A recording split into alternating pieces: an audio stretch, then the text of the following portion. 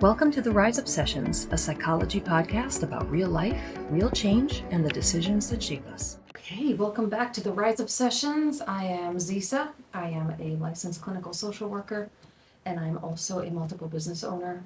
And this is the last episode of the season. So first, let me start by thanking you all for being here at all, listening to my nonsense, and certainly for all the incredible feedback that we've been getting. Today I want to talk about being hyper-independent. What does that even mean? Hyper anything means overly, right? So overly independent. When somebody talks about being hyper vigilant, what they're talking about is being overly vigilant, because vigilance is important. Vigilance is good. Vigilance is situational awareness and knowing where things are and where people are and where the exits are, right? All the things. But when you talk about post-traumatic stress, for example, for people who've got post-traumatic stress, hypervigilance is a big part of it. Hypervigilance is a sign that they are constantly on the go. They are constantly, their brain is constantly producing cortisol and adrenaline to keep them vigilant, right? Hypervigilant, to protect themselves. Problem is, when you're always hypervigilant, you're not able to be present. Like I said, cortisol and adrenaline go nuts in the system, which means that the body gets exhausted, but the mind won't stop. And then the mind gets exhausted, but the body keeps going. So it's a constant up and down, up and down, up and down. The adrenaline dump and the cortisol dump then becomes a problem. And when you look at that, it's equivalent to hyperindependence. So it's not just about being a strong personality, right? Strong personality, my script is telling me strong personalities often learn to rely on themselves. This is true. It also has to do with the way one grows up, right? I grew up in the kind of environment where you had to be hyper independent, otherwise your needs were not going to get met, and your forget about wants, right? Your needs, basic needs: food, shelter, water, sleep, medical assistance, and then the higher, maybe not so critical, right? In the hierarchy of needs for Maslow, we also have a little bit higher. So it's not absolute basic needs, but things like education, we were put in very good schools. We were also left, as 5-year-olds, I think I might have said this in previous episodes, to take the bus by ourselves for an hour and a half at 5 and 6 and 7 and 8-year-old, in the depths of not only the danger of being a young girl, right, going to school by herself, but certainly in a dangerous neighborhood in Jerusalem, right, that you had to get through. And I definitely talked about this. Molotov cocktails being thrown at us and rocks and, all this stuff and all that thing. I mean, I'm saying it with a smile because it's, it is what it is, but it's traumatizing. So to rely on myself became the only way that I learned how to be. And it's got its incredible pluses, right? I am, in 2 years, became a nothing to what I am now. And when I say nothing, I don't mean as a person, relax. I mean as a business owner, as a clinician. I was working for other people, I was making ends meet, but that was about it. And then since my divorce and since, being able to have my peace again, definitely have been able to go in a very non-American style. No offense to anyone who's American, but those who are of other cultures and certainly in the Middle East will understand the go attitude and how people here are like, wow, slow your roll, and you're going, no, you keep up. I'll talk about, in the next season, I'll talk about how I opened a third company, and that's going very well too. But so the hyper-independence has its great aspects. For example, opening up 3 businesses, them going very, very well. I've got a large group practice that's established, rolling large numbers every year. I didn't realize just how much it was rolling until I saw how much I owed the government in my taxes and went, holy moly. And by holy moly, I mean, holy shit. What just happened here? And an eating disorder facility that is about to become, we're very, very much hoping and praying within the next few months to be approved to be an intensive outpatient here in New Jersey. And then I just opened a consulting firm, which I'll talk about, like I said, in the next season. But it is amazing. It's incredible. It's what makes me thrive and run, and it's built resilience for me, because if I'm hyper independent, that means I don't need people or things or, to succeed, and to succeed at no matter where I am. Look, for all intents and purposes, I should have been dead in jail, in a mental institution somewhere. Maybe at some point I'll get into my past, but take my word for it. And instead, here I am talking to you about this. That's miraculous, right? That is 100% miraculous. And it's also got its downsides. It's got its, I never sleep. My brain never stops functioning. And by functioning, I mean overthinking, right? Always thinking. I always have to control everything. If I tell you that it took me far beyond the point of people who I trust telling me that I really need to get somebody to help me out on a managerial level, it took me far longer than I really should have to get a clinical director. Because I was terrified of letting go of those reins. I was terrified that somebody would come in and take over and I wouldn't know what was going on. And it's not because I need to know what's going on because I'm nosy. I need to know what's going on because otherwise my anxiety goes through the roof, right? Because there goes your hyper-independence. I'm independent. I'm doing great. I also need to know what's going on. Otherwise, where's my independence and why are you trying to take it from me? So my clinical director, who I have now, is just, a godsend. This woman is ridiculous. She's incredible. She's making waves with all of the clinicians, and she's revamping the way we're doing everything. And I have to tell you, it's almost like I feel like I need to defend my babies and defend myself, because what do you mean we're doing this wrong? You mean I've been doing this wrong this whole time? And in the meantime, that's not at all what she's saying. What she's saying is we can do this better. We can be even more in compliance. We can do things the right way so that we never have to go and do this again, so that this is just best practice and this is how we do things. It's very, very, very, very helpful. And just like so many other aspects, it happened by accident. And by accident, I mean, I don't believe in coincidences, right? Things are too perfect to be coincidental. But by accident, I mean, she fell into my lap. And it was an opportunity, and I took it. And it has been, just like so many others, the best decision. Martina is exactly what my company needed. And the fact that I have a business partner in the eating disorder and Beyond Your Mirror is exactly what I needed. Because when it comes to Beyond Your Mirror, eating disorder is not my specialty. And so Gina is able to be the clinical director, the CEO. She can have all the glory if she wants it, right? Like I'm CFO, COO, I'm just doing the business side of things. But then she's able to really look at it from a clinical lens and really give the kind of support that we want to be able to offer the clients from a clinical perspective. And just complete little side tangent. So we had one of our first wellness events for Beyond Your Mirror, meaning we were participating in a local event here in New Jersey, and just to see Gina interact with the younger population, children, adolescents, was so inspirational. It was so inspirational. She was able to approach them and speak on their level without making them feel like they were being spoken down to, or, she would crouch instead of leaning to make them feel more welcome, right? Is my mic not even on? That's awesome. Okay, my mic's not on. Hopefully this will capture the sound. Anyway, she was so incredibly approachable, is I think the word I want to say, because I know I can be a nice queen, and I can absolutely get resting bitch face. I mean, I do it at the gym every day, right? Like don't talk to me, don't get near me.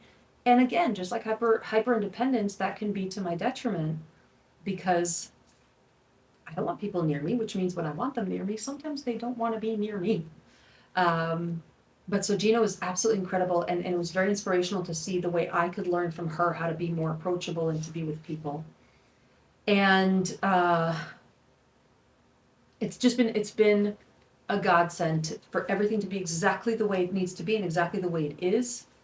And this overfunctioning, right? This overfunctioning is difficult. It's challenging. It's challenging to feel very alone sometimes in a battlefield, because I'm the only one who sees the entirety of the battlefield with all of the different components and all of the different things by myself. And again, getting different people to step into those roles has been critical. Getting a personal assistant, getting a really good admin. Another side tangent, if you want to find a really good admin, you have a very, very difficult decision to make. Do I take someone with a lot of experience, but they've been admin their whole lives and that's their thinking? Or do I take someone who this is their stepping stone, so they're not going to be with you forever, but they also think outside the box? I went with the latter, and I think I'm going to keep that kind of mentality when it comes to admin. But that's besides the point. It's just, it was very hard to find somebody that I could really, really, really rely on, and I finally have, and I'm thrilled. Shout out to Jesse. And so going back to the idea of needing to control everything and overfunctioning is 100% a strong personality trait, and it's also 100% a trauma side effect. And I kind of look at it like this. If I've already been traumatized throughout my entire young adulthood and childhood, but some good stuff can come out of it, I'm just going to take advantage. I'm not going to sit there and stew. I'm not going to sit there and bitch and moan. I'm going to take advantage of all the things that it does offer me, like the fact that I'm really, really, really good in a crisis. Like, I'm the person you want in a crisis, because I'm the person who, I was on a bus 100 years ago in Tel Aviv, and the bus driver hit someone, and immediately people started screaming and running, and I'm thinking, why are you screaming? Who's that going to help? And I went outside and I called, the equivalent of 911 and got them help, and that was it, right? Made sure the bus driver was okay. He was shaking. It's just what you do. Why are you going to scream? Who's that helping? Because people who haven't been traumatized by life, that's shocking to them. And at the same breath, people who haven't been traumatized by life look at opening a business or growing a business and scaling a business up and go, hell no, I can't do that. That's terrifying. Meanwhile, I'm going, that's terrifying? Really? Because, that's kind of what I do, because why not? Why not? Fuck it. Let's just live life, right? Let's just live life. And I think that part of that living life contributes both in a positive and in a negative side to the hyper-independence and all of that. So one of the hardest things that I've learned that I'm still working on, excuse me, that I'm still working on, that is probably one of my biggest challenges that I've always had, is asking for help. It's asking for help. And I'm not talking about hiring a vendor, right? Hiring a vendor is, oh, I've got this thing, I want you to do it. This is your product. This is your expertise. Go for it. Here you go. Here's a contract. Here's money. I'm not trying to buy the help. That's a product that I'm buying. When I say asking for help, I mean going to that vendor and saying, I'm stuck. I don't know what to do. You're my marketing person. I'm stuck because I don't feel like my strategy or the strategy that we came up with is working, and I'm losing sleep over it. What can we do to make me feel better and put a different strategy in place? I'm stuck. And as we talked about in previous episodes, when I feel stuck is when I don't grow. It's when I don't move. It's saying, you know what, I need therapy. I'm a therapist who needs therapy. Shocker, I know. But it's admitting that I need therapy. It's admitting that, and I will admit this out loud, shout out Sarah, that I have been avoiding going back to therapy because Sarah is my EMDR therapist, and it was really, really, really difficult. It was really difficult to do. So I stopped going. And I started canceling with enough time or not is not the point. I asked her to charge me, right? Because I knew I was doing the wrong thing. But for her, it was more of the, if we're not going to be consistent, I can't help you work through trauma. Because the hypervigilance and the hyper independence, nope, I can do it. I'm fine. I'm fine. I'm fine. I'm fine. Asking for help has been life altering. So I've learned to ask for help in a lot of things. Like I said, I'm still working on it. But in a lot of aspects, asking for help has been life altering. So I offer help to other people all of the time. I've made a career out of it, both in business and as a therapist. Before that, right, when I was a cop 100 years ago, when I was, all the reason I left marketing the first time was because I wasn't helping anyone. When I was a cop, I felt like I was. I can help all these people. Who's going to help me? And learning how to ask for that help and learning how to accept that help is, it's very different. It's very different, and it really, really, really can strengthen relationships that would otherwise not be relationships at all, let alone relationships that were very fruitful.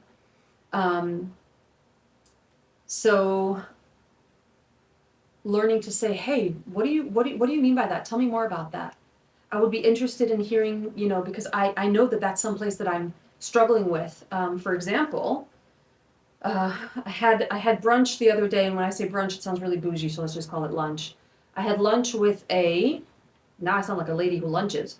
I met up with another practice owner, and I've been very, very, very envious of her because her practice does very, very well while being completely out of network, which is like the dream, on a money level anyway. And she's always watched me grow, and so we've just been very, very much admiring each other and all that. And we met up finally after years of seeing each other's growth and being in the field.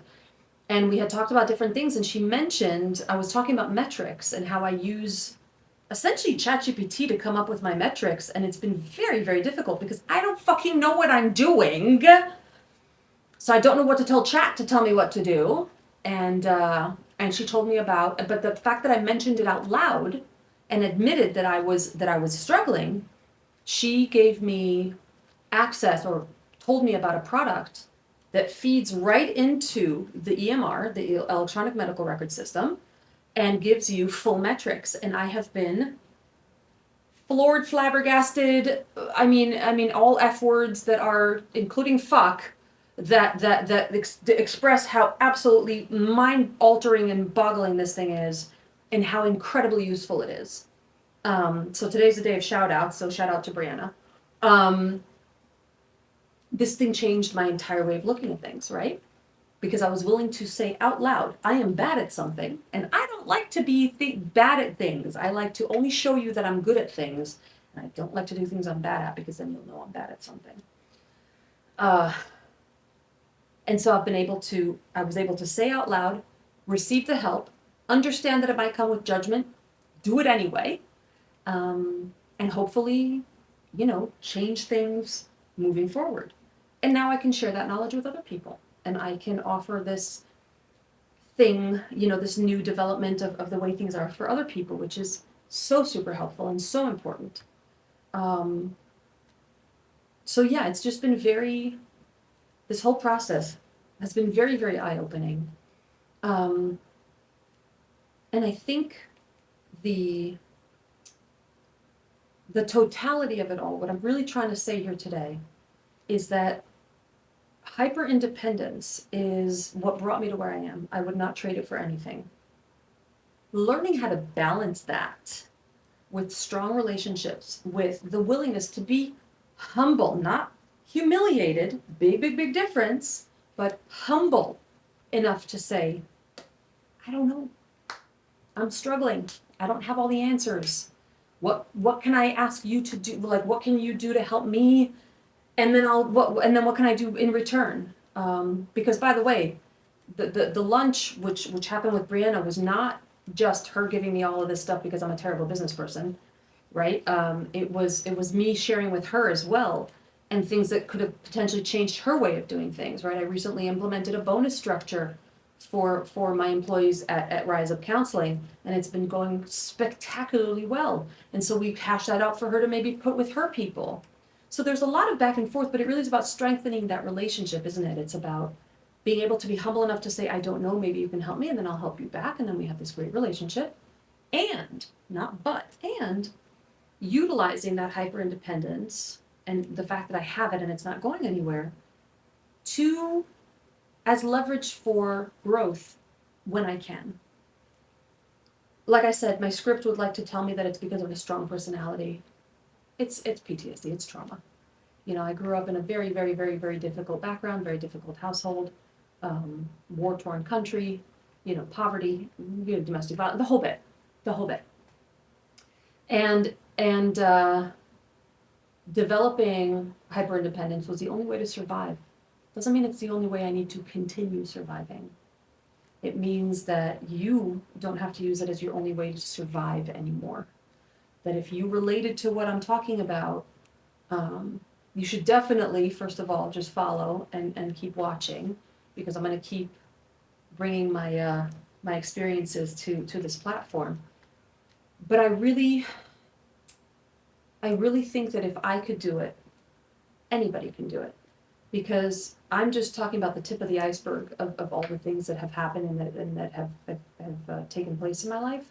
And I'm here. I'm not dead. I'm not in a jail cell. I'm not in a mental institution. I'm not stuck in a domestic violence, situation with 6 children and, just trying to make it through the day. No offense to anybody who's got children. I'm just saying in terms of feeling very stuck, and a lot of the time domestic violence will also be continuing to get the person pregnant so that they can't go anywhere, but that's a whole other topic for a whole other time. If I can do it, you can do it. If I can do it, you can do it. So reach out. Even just to drop a line about, asking a question or therapy services, absolutely. If you have an adolescent or an adult who struggles with eating disorder and trauma, drop a line. We want to help at Beyond Your Mirror. You need therapy, drop a line. We want to help at Rise Up Counseling. But if you just need somebody to say, you too can do it, drop a line for that too. The information on how to contact us is at the bottom of the screen. It's in the intro and the outro. Just reach out, because for you to know that you're not alone is just as important as reaching out for anything else. And certainly more important than leaving any kind of comment. So that's it for this season. I will see you on season 2. And I hope that everybody has a spectacular summer. And I'll see you soon. Thanks for listening to the Rise Up Sessions. If this episode resonated with you, follow the podcast, and I'll see you next time.